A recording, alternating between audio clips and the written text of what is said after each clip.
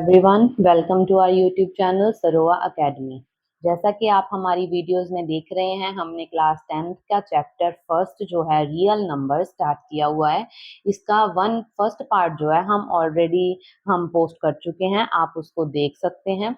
अगर आपने उसको देख लिया है तो आज हम अपना नेक्स्ट जो टॉपिक है, नेक्स्ट हमारे सामने उनको कंटिन्यू करते हैं। ठीक है, तो हमने स्टार्ट करी हुई थी एक्सरसाइज 1.1, उसका हम फर्स्ट पार्ट सॉल्व कर चुके थे। उसके मैंने एक दो सम आपको करवा दिए थे, नेक्स्ट आप अपनी तरफ से सॉल्व करके देखना।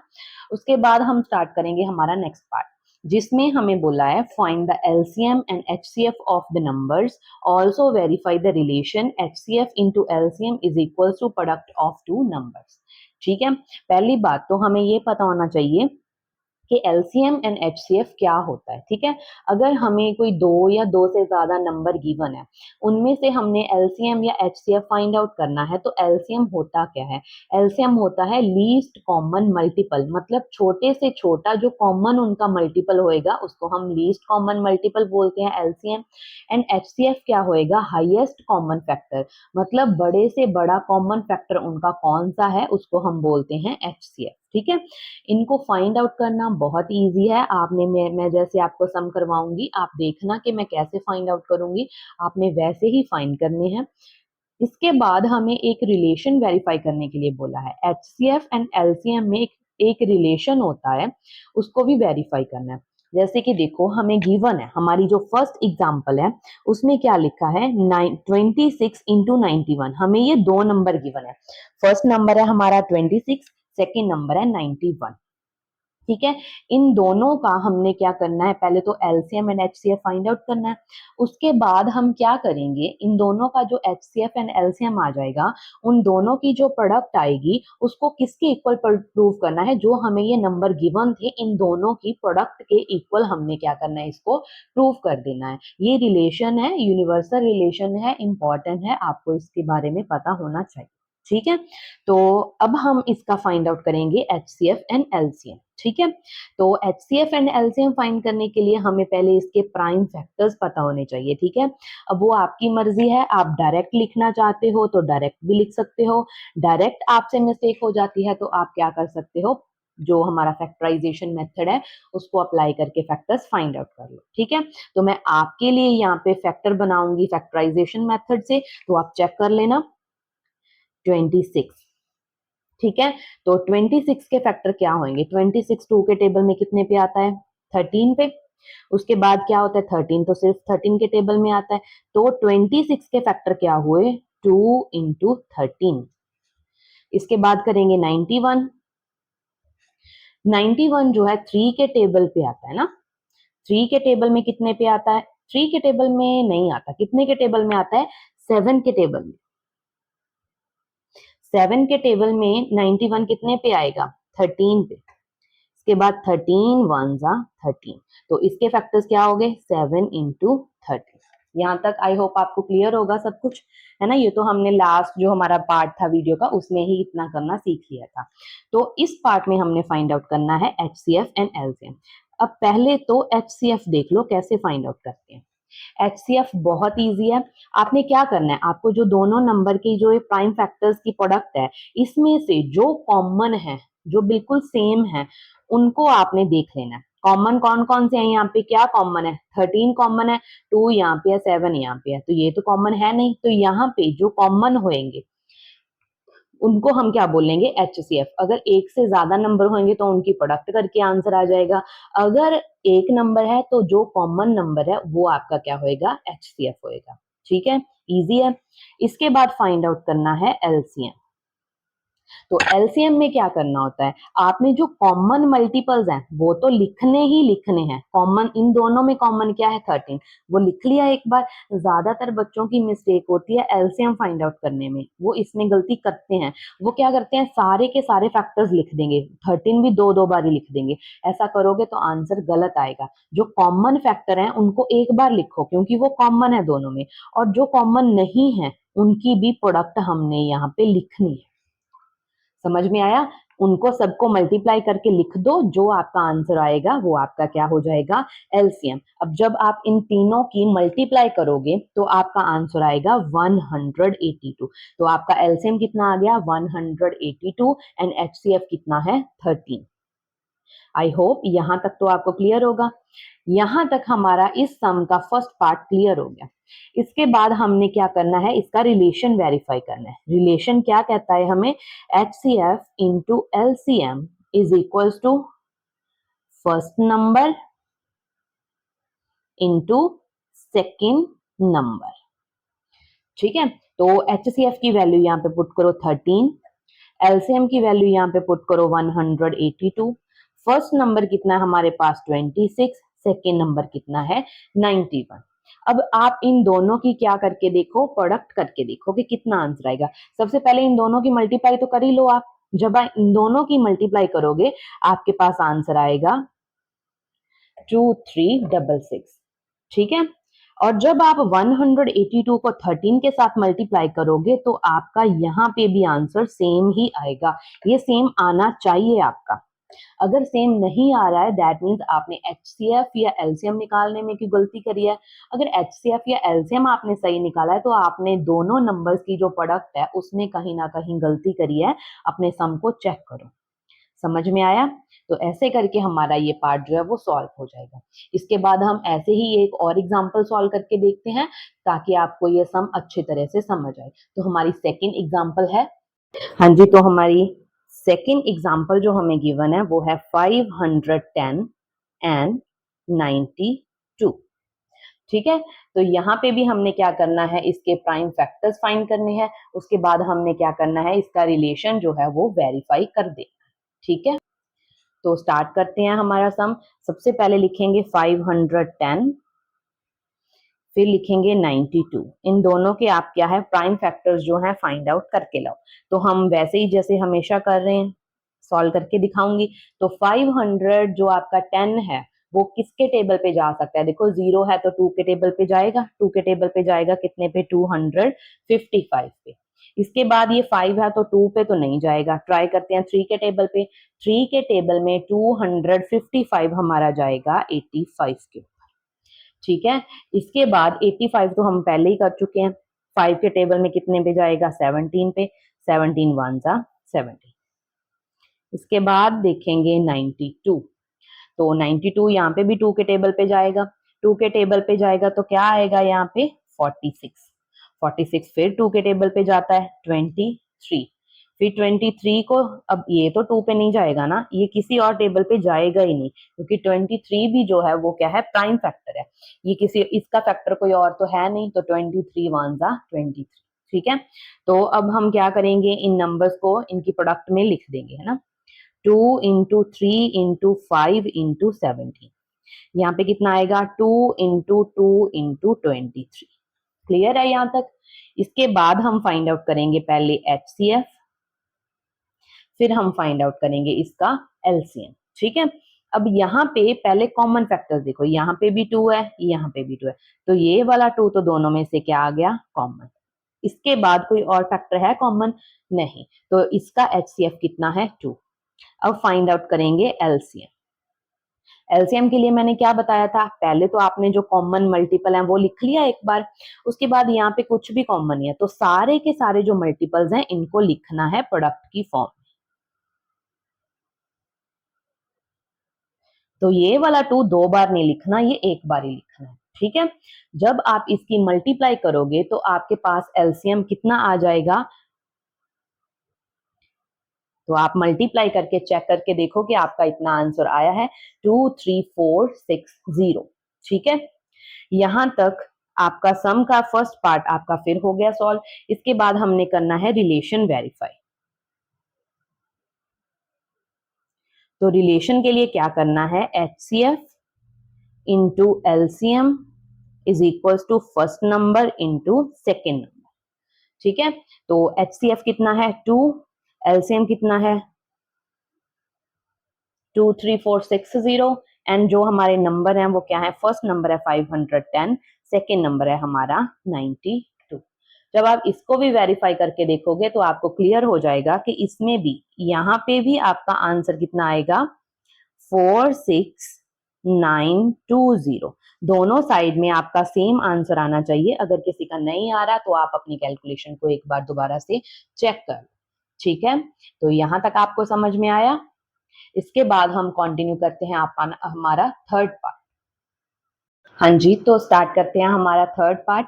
इसमें हमें क्या फाइंड आउट करने के लिए बोला है, find LCM and HCF of following numbers. तो इसमें हमें 3 नंबर गिवन है, उसका हमने क्या करना है, HCF and LCM find out करना है बाय प्राइम फैक्टराइजेशन। हम ऑलरेडी कर चुके हैं, तो आपके लिए मैं एक सम आपको सॉल्व करवा दूंगी, सेकेंड आपने खुद से ट्राई करना है, ठीक है। तो सबसे पहले हमें क्या निकालने हैं, इसके प्राइम फैक्टर्स, है ना। तो 12, 2 के टेबल में 12 6 पे, 3 3 1, क्लियर है। 3 5 5 1 जा 5, देन 21 7 के टेबल पे 1, क्लियर है यहाँ पर। तो इसके फैक्टर्स लिखो, 2 इंटू 2 इंटू 3, 15 के फैक्टर्स क्या होंगे, 3 इंटू 5, 21 के फैक्टर्स क्या होंगे, 3 इंटू 7, ठीक है। तो इसके बाद हमने फाइंड करना है, पहले तो एचसीएफ फाइंड आउट करेंगे। एचसीएफ कैसे सिखाया था, सिर्फ कॉमन मल्टीपल्स देखो, कौन कौन से कॉमन है, 3 है, यहाँ पे भी 3 है, यहाँ पे भी 3 है, तो 3 क्या आ गया हमारा एचसीएफ। इसके बाद करेंगे हम बात एलसीएम की, ठीक है। तो एलसीएम में एक तो ये 3 तो लिख ही लो, कॉमन है, बाकी कोई भी फैक्टर आपका कॉमन नहीं है, तो सबकी क्या करनी है, मल्टीप्लाई, 2 इंटू 2, सेकेंड में से क्या आएगा 5, थर्ड में से क्या आएगा 7। अगर आप इनकी मल्टीप्लाई करोगे तो आपका आंसर आएगा 420। तो ये आपका क्या आ गया, एलसीएम। आई होप यहां तक आपको क्लियर होगा। इसके बाद इसकी सेकेंड एग्जांपल है जो आपने खुद से ट्राई करनी है, ठीक है। तो आपके लिए स्टेटमेंट है 8 9 एंड 25, ये आपके लिए होमवर्क है, ठीक है। इसके बाद हम स्टार्ट करते हैं हमारा फोर्थ पार्ट। उसमें हमें गिवन क्या है, HCF 306657 is equals to 9 and LCM 306657 ये हमने क्या है, फाइंड आउट करना है। तो आपको सम ज्यादातर इस फॉर्म में लिखा हुआ मिल जाता है, ठीक है। तो इसमें हमें गिवन क्या है, हमने फाइंड आउट क्या करना है, यहाँ से दिख तो रहा है एचसीएफ दिया हुआ है, ये दोनों नंबर है ना, इन दोनों का जो एचसीएफ है वो 9 है, समझना है। और इन दोनों नंबर का जो एलसीएम है वो आपने क्या है, फाइंड आउट करना है। तो अगर आपको एचसीएफ गिवन हो या एलसीएम गिवन हो और आपको दोनों नंबर गिवन हो, कोई एक चीज आपने फाइंड करनी है, तो आपको एक रिलेशन बताया था, उस रिलेशन को यूज करके आप क्या कर सकते हो, अपना क्वेश्चन सॉल्व कर सकते हैं, ठीक है। तो सबसे पहले तो रिलेशन लिखेंगे। रिलेशन क्या था हमारे पास, HCF into LCM is equal to first number into second number. तो यहाँ पर गिवन क्या है देख लो, फर्स्ट नंबर कितना है 306, सेकेंड नंबर हमें क्या गिवन है, तो सेकेंड नंबर हमें कितना गिवन है 657 एंड एचसीएफ हमें गिवन है 9, एलसीएम आपने क्या है फाइंड आउट करना है, ये आपने सब कुछ लिख लेना है। इसके बाद एचसीएफ की वैल्यू पुट करो 9, एलसीएम आपने फाइंड करना है, फर्स्ट नंबर है 306, सेकेंड नंबर 657। अब एलसीएम फाइंड आउट करना है, एलसीएम के साथ में जो कोई भी नंबर है वो प्रोडक्ट में है। अगर कोई चीज लेफ्ट या राइट साइड में क्या है, प्रोडक्ट में है, उसको दूसरी साइड लेके जाओगे तो क्या हो जाएगी, डिवाइड हो जाती है ना। तो यहाँ पे रह जाएगा एलसीएम 306 इंटू 657, तो 9 तो नीचे आके क्या हो जाएगा, डिवाइड हो जाएगा। तो इसके बाद अगर ये कैंसिल आउट होता है तो इसको कैंसिल आउट कर लो, कैंसिल आउट हो जाएगा। जब इसको कैंसिल करोगे और जो ऊपर वाली इनकी प्रोडक्ट करेंगे तो आपका आंसर आ जाएगा, ये अपना आंसर मैच कर लेना, इसकी प्रोडक्ट करके देखना और जो आंसर आएगा उसको 9 के साथ डिवाइड कर देना, आपका ये वाला आंसर है जो निकल के आ जाएगा। क्लियर है, हाँ जी। तो इसके बाद हम देखेंगे अपना नेक्स्ट क्वेश्चन। हाँ जी, तो नेक्स्ट क्वेश्चन हमें क्या गिवन है, उसमें हमें बोला है check whether 6 power n and with, ये ना समझने वाले क्वेश्चन है, इसमें कुछ ऐसा नहीं है, and with digits 0 for any natural number n। तो देखो इसको कैसे सॉल्व करेंगे, हमें बोला है कि आपको एक नंबर गिवन है 6 की पावर n, ये जो नंबर है ना वो एंड होएगा, इसमें जो लास्ट डिजिट है ना वो 0 आना चाहिए। कब आना चाहिए? अगर वो बोल रहे हैं कि नेचुरल नंबर क्या है, n है, अगर n कोई नेचुरल नंबर है तो 6 की पावर n जो नंबर है इसमें लास्ट डिजिट क्या होना चाहिए? 0। तो हमने ये चेक करना है कि इसमें लास्ट डिजिट जो है वो 0 है या नहीं है।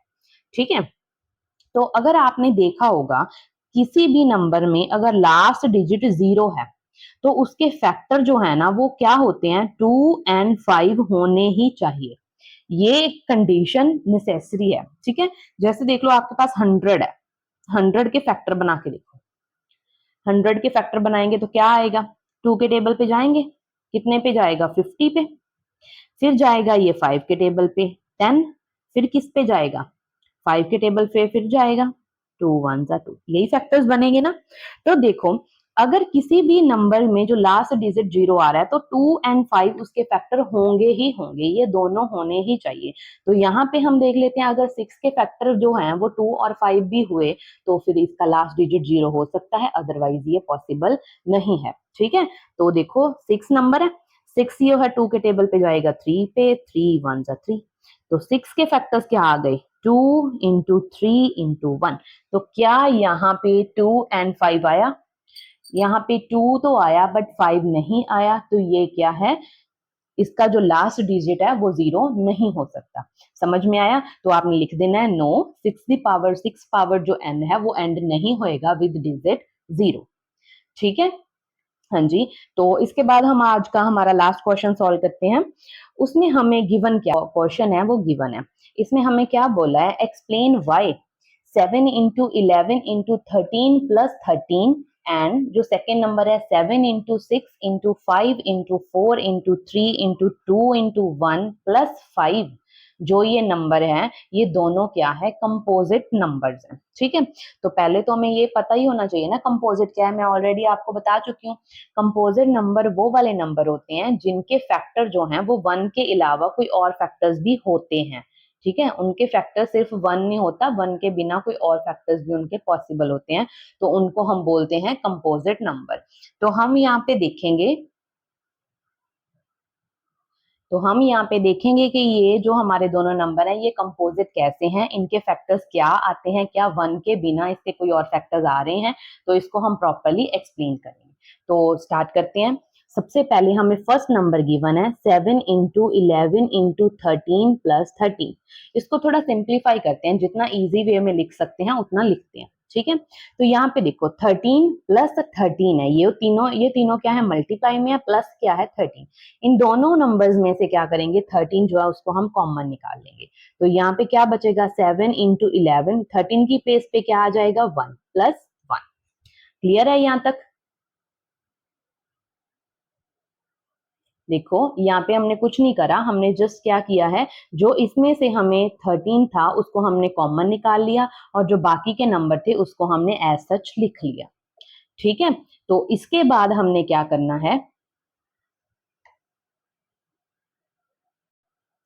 तो इसके बाद क्या करेंगे, जो हमें ये नंबर जो हमारा बच गया इसको सॉल्व करके लिख देंगे। ठीक है, तो यहाँ पे क्या बना देखो, 7 इंटू 11 कितना बना? 77 इंटू 1 77 ही रहेगा, प्लस 1 कितना हो गया? 78। तो ये हमारा नंबर हो गया। अब देखो 13 तो प्राइम है, अब 78 प्राइम नहीं है, इसके फैक्टर्स बना के लिखो। तो 13 तो एज सच रहेगा, 78 कौन से टेबल में आता है? 13 के टेबल में आता है। कितने पे आता है? 13 के टेबल में 6 पे अगर जाएंगे तो कितना आएगा? 78। ठीक है, तो हमारे पास जो फर्स्ट पार्ट है उसको सॉल्व करके हमारा ये आंसर आ गया, इसको हम लिखेंगे इक्वेशन नंबर 1। इसके बाद हम स्टार्ट करेंगे अपना second number, 7 into 6 into 5 into 4 into 3 into 2 into 1 then क्या है, प्लस में 5 है, तो इसमें भी सेम करेंगे, यहाँ पे भी 5 है, यहाँ पे भी 5 है, दोनों में से 5 निकाला कॉमन, ये मल्टीप्लाई नहीं है बाहर। बाकी के सारे जो नंबर हैं उनको एज सच प्रोडक्ट करके लिख दो। ये तो आ गया, ये 5 था, इसकी जगह पे भी हमारा 1 ही आएगा, प्लस यहाँ पे भी 1 आएगा। क्लियर है यहाँ तक? तो इसके बाद हमारे पास क्या है, जैसा हमने लास्ट सम में करा है ना, तो इन सारे नंबर्स की मल्टीप्लाई करो, मल्टीप्लाई करके आपके पास कितना आंसर आएगा, इनकी मल्टीप्लाई करके आपके पास आएगा 1008, प्लस में क्या बचेगा 1, सॉल्व करके देख लेना, इनटू क्या बन गया हमारे पास 1008 प्लस 1 कितना बना 1009, ठीक है। तो हमारे पास ये वाले नंबर्स आ गए है ना। तो इन दोनों इक्वेशंस को देख के आपको क्या क्लियर हो रहा है, देखो क्या इन दोनों इक्वेशंस में जो फैक्टर हैं वो 1 है, 1 के बिना कोई और फैक्टर नहीं है, 1 के बिना यहाँ पे भी कितने फैक्टर हैं, यहाँ पे भी कितने फैक्टर हैं, तो बस आपने ऐसे सॉल्व करके ही दिखाना था कि इसमें क्या है, 1 के बिना कोई और फैक्टर भी आ रहे हैं, सो ये दोनों नंबर्स क्या हैं, कंपोजिट नेचर के हैं, ठीक है। आई होप आपको एक्सरसाइज 1.1 क्लियर हो गई होगी। अगर फिर भी किसी को कोई डाउट है, कुछ समझ में नहीं आया, तो आप कमेंट सेक्शन में अपनी क्वेरी बता देना, हम आपको उसका सोल्यूशन जरूर प्रोवाइड करेंगे। ऐसे ही मेरी वीडियोस को देखते रहें और मेरे चैनल को सब्सक्राइब करें। Thank you.